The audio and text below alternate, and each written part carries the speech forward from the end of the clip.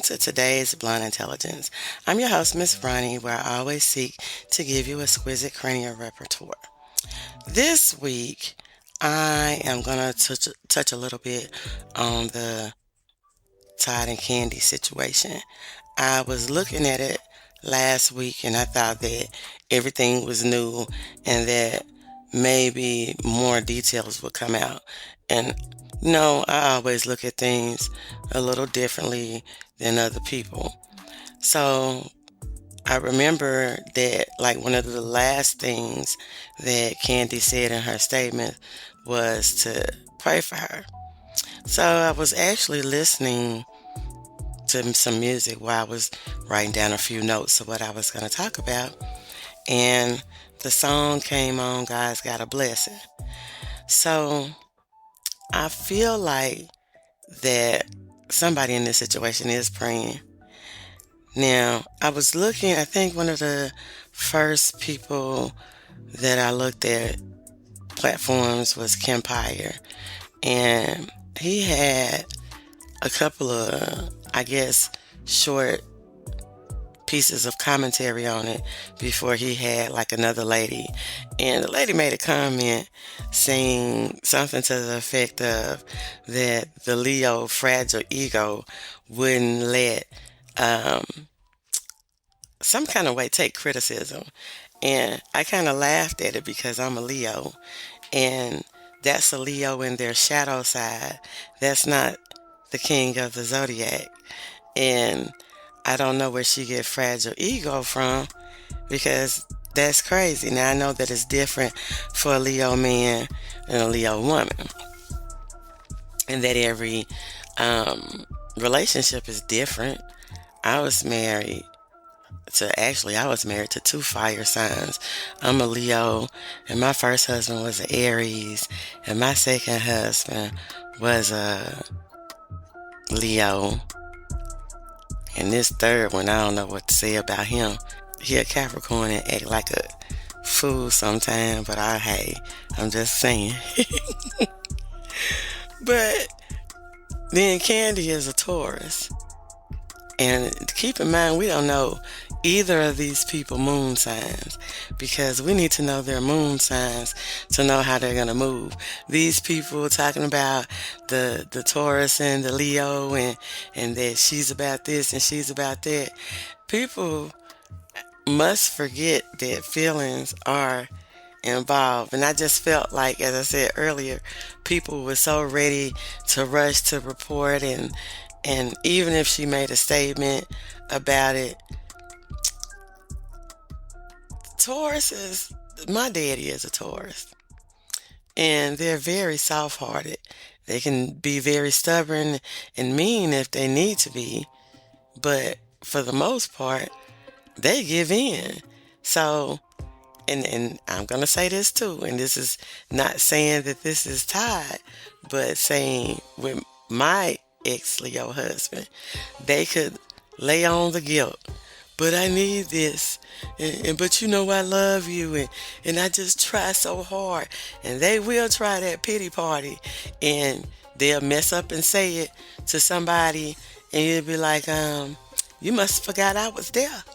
You must have forgot I knew what was going on. So, hey, I always say that things can always be deeper or not as deep as what they seem, depending on the feelings. So people was quick to rush and say, oh, he was cheating, or they did this in their marriage, and da-da-da-da-da-da-da. But I know I have left people for different reasons of less than that.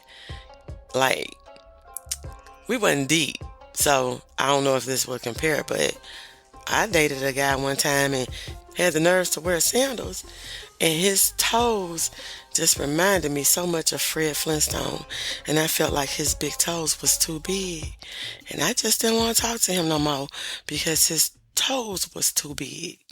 So I don't think that's superficial. He had some other things that I didn't like, and the Toad thing was just like the last straw. So it's like the last straw could be something so simple. It don't have to be a big blow up. Like, I stopped talking to a guy. He gonna tell me, I think we need to break up. I said, I think you're right. You're too cheap anyway. And I don't like this, this, and this. And I've been tolerating this shit. And then you want to break up? Okay. Well, when I feel like I'm taking a loss, if I feel like I'm taking a loss, if I'm making the sacrifices for you, if I'm making time for you in my busy schedule, or doing the things that you want to do, or trying to accommodate your schedule, and you don't appreciate it, the smallest thing, you can say something out your neck the wrong way. And you be like, you know what? I'm tired of this shit. So I always say, God don't make mistakes. People make mistakes. And Jesus is cool, but he got rules. And I know this is short, but that's all that I have for you today. And I'm going to keep following this a little bit more. I'm not going to say closely. I'm just going to see what reports come out. I'm not going to go looking for them because I do respect the privacy. I have been a divorce before, and you have to know, especially with being a celebrity, that people are going to come in where I'm like, say how you really feel. You wasn't saying all this at first, but I do think that it's some let me sit back and watch and things to make you go But as I said, I will be listening, I would say, to some impartial people, because I hate to listen to commentary where people are one-sided. But that's all that I have for you today. And remember, you can catch the podcast on all podcasting platforms. You can catch sometimes on social media. I may post a link to some I got to where I don't measure success by social media. I don't even care anymore. And on my website, they be janky too, but that's okay. Anyway, see you next week. Bye. Hey girl, let me tell you about this podcast. Girl, everybody has a podcast these days. But this one interviews new and interesting indie artists. It's called Indie Artist Music Hustle with Blunt Intelligence. Really? Where can I find it? It's on all podcasting platforms, streams live on social media, and on rpentradio.com. What'd you say it was called again? It's called Indie Artist Music Hustle with Blunt Intelligence. Girl, I'm gonna have to check her out. Give it a check, girl.